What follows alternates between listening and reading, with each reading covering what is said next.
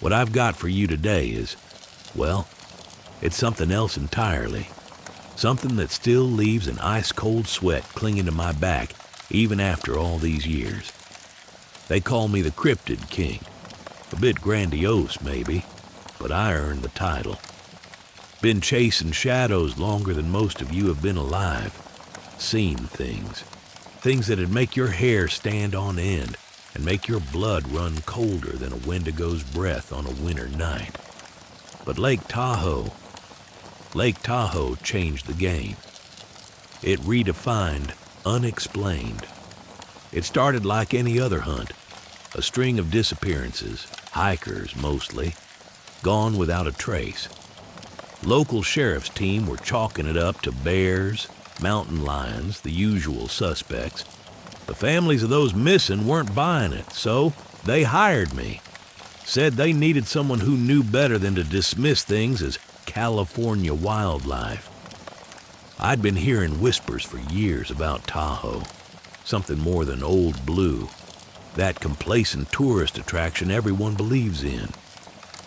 Locals told tales of a deeper darkness, a coldness radiating from the lake's bottomless depths.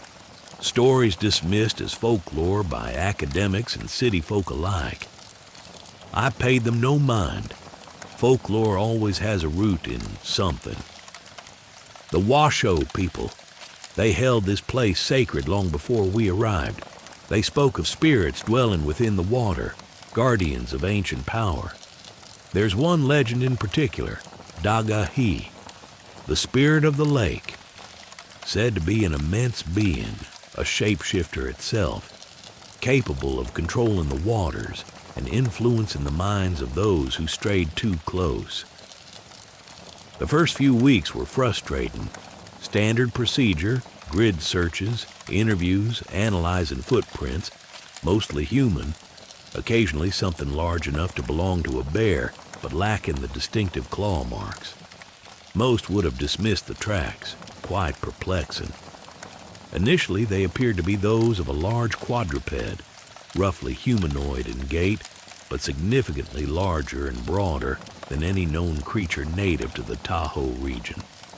But there was an inconsistency to them. The stride length varied wildly from print to print, sometimes wide set, almost ungainly, other times unnaturally narrow, as if the creature were shifting its gait deliberately. Then came the analysis of the mud clinging to the prints. It wasn't consistent with the surrounding soil. There were traces of aquatic sediment, lakebed material, embedded within the track impressions. This suggested that possibly a creature had emerged from the lake itself, walked on land for some time, and then retreated back into the water. I dismissed it initially as misinterpretation, a quirk of the terrain or an unusual gait pattern. But then we found more tracks, clusters of them, leading from the shoreline towards hiking trails, disappearing abruptly near known drop-off points. The pattern suggested purpose, a deliberate luring, a manipulation. The hikers who vanished, they weren't just disappearing into the lake.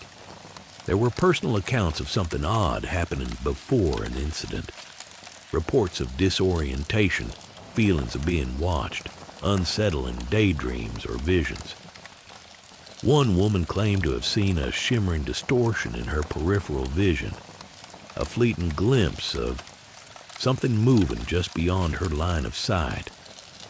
Her voice started to crack when she recounted that once she tried to focus on the movement, it was as if she was thrown into a trance, and then, once she regained herself, found she had moved 3 miles down the trail, heading further down to Lake Tahoe.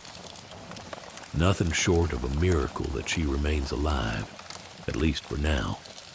All these disappearances, they were beginning to argue against random accidents. They were targeted. The hikers seemed lured from their paths, drawn towards the lake by some unseen influence, perhaps a manipulation of scent, sound, or even something more subtle, something we can't yet comprehend. And then there's the gift, as I call it. A hiker, let's call him Mr. Olson, vanished near Luther Pass. He was an amateur photographer, obsessed with capturing wildlife on film. His wife, bless her soul, refused to accept the official explanation of a bear attack. She hired me out of sheer desperation. We found his camera submerged in a small pool at the base of a waterfall. The memory card was intact, but corrupted. Most of the images were unrecoverable, but there was one, just one clear image, a fleeting glimpse of something massive moving beneath the surface of the water. Just a ripple, a disturbance. But within that ripple, you could see it. The outline of a being that was not supposed to be there. Once we focused on the lake, that's when things got tenfold more complex. Now, the shoreline, there really wasn't enough evidence just yet as to what the incidents originated from. The initial disappearances clustered around three main areas: Eagle Falls Trail, Rubicon Springs, and near Fallen Leaf Lake, all locations with significant underwater access points. I started focusing my attention there, not just on land, but under the water. Then came the sonar readings. We'd been using an experimental hydrophone array, courtesy of an old friend in naval research who owed me a favor. Standard stuff for mapping underwater topography and checking for debris. What we got back wasn't standard. There were anomalies, massive shifting shapes too large to be submerged logs or rock formations. They moved deliberately. The images were grainy, distorted by the lake's mineral content and the sheer depth, but there was no mistaking it. A long serpentine form, thicker than a redwood trunk, rising from the abyss. And then protrusions. Not fins, not tentacles, something else entirely. Like articulated limbs, but bone white and segmented.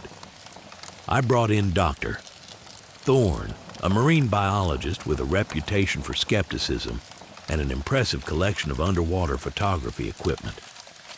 He scoffed at first. Pareidolia, he called it. Sonar artifacts. But the data didn't lie. And then he started seeing things too. We organized a deep water team equipped with remotely operated vehicles. I wanted to see this thing for myself. This wasn't about proving anything to anyone. It was about understanding what we were dealing with. The water down there, it felt different. Heavy, cold in a way that went beyond temperature, a spiritual chill, if you catch my drift. And then we saw it. It wasn't old blue. It was something ancient. Something defying nature and God alike. This being, it was the Dagah'ee shifter. Imagine a colossal eel, easily 60 feet in length, maybe more. But instead of smooth scales, it had plates of bone, like overlapping shields. These plates were bioluminescent, emitting a sickly green glow that pulsed faintly, yet rhythmically. And those limbs, they weren't attached to the body directly. They sprouted from segmented stalks, each tipped with a hand-like appendage, long bony fingers ending in razor-sharp claws. The creature seemed aware of our presence almost immediately. It turned its head, a grotesque parody of a fish face, and regarded us with eyes that glowed like emerald coals. There wasn't just malice in those eyes, but its gaze was so alien, it felt actively hostile. A cold, calculating intelligence that made my blood freeze right there in my veins. Then it attacked. The water around the submersibles became violently turbulent, so much so that we lost video and control at the same damn time. At the surface of the water, we noticed the churning. Even after we all realized there wasn't even a remote chance the ROVs were recoverable, the lake continued to display its restlessness. Waves started crashing against the shoreline, and some of the naval guys backed up a couple paces, their faces unmistakably bewildered by the event unfolding. Now, Dr. Thorne, ever the skeptic, didn't back away. But it wasn't because he chose to. It wasn't until later that I realized what was wrong.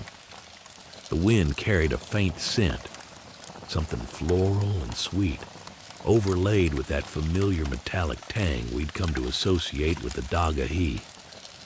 Thorne shifted his weight, a subtle readjustment at first, like an itch he couldn't quite scratch. Then, his head began to crane my direction, slowly, mechanically, as if pulled by invisible strings. His gaze locked onto mine, and for a fleeting moment, I saw a flicker of recognition, a spark of the man I knew beneath the encroaching influence. But it vanished quickly, replaced by utter dread. His pupils dilated, his lips parted slightly, as if he were about to speak, but no sound emerged. The water lapped against the shore, a rhythmic pulse that imitated keeping time, drumming against the sand and rocks. Like a searing electric shock, it hit me. Each wave seemed to tug at him, a silent invitation into the cold embrace of Tahoe's depths. His entire self, from his neck to his ankles, moved with an eerie tempo that matched the water's movements, wave for wave. The Dagah'ee shifter was attempting to control him, and I saw it happening before my very eyes.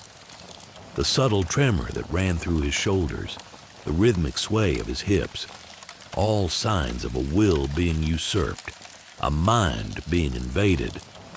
He didn't see me. He saw something else, something drawing him in, body and mind. And then, with an agonizing twitch, he took a step forward, another. His boots sank slightly into the damp sand as he moved towards the water's edge, drawn by an unseen force. The fight was gone from his eyes, replaced by a blank, unsettling vacancy. A marionette dancing to the tune of something ancient and intoxicating. He was walking willingly, too willingly, straight into its clutches. The next moment in time was honestly a blur. I recall faintly my whole body outstretched toward Thorne's, and the next moment, he was facing the sky, his body lying atop a grassy patch about 15 feet behind where he was previously. Wind completely knocked out of him. My arms felt instantly sore.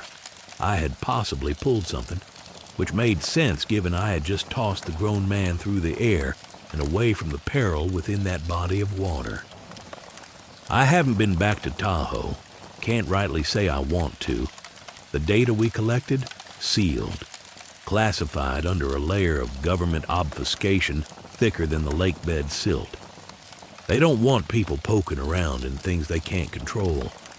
Don't go looking for it. Don't try to prove anything to anyone. Some mysteries are better left buried deep where the darkness keeps them. Because trust me, you don't want to see what's down there. You really, truly don't.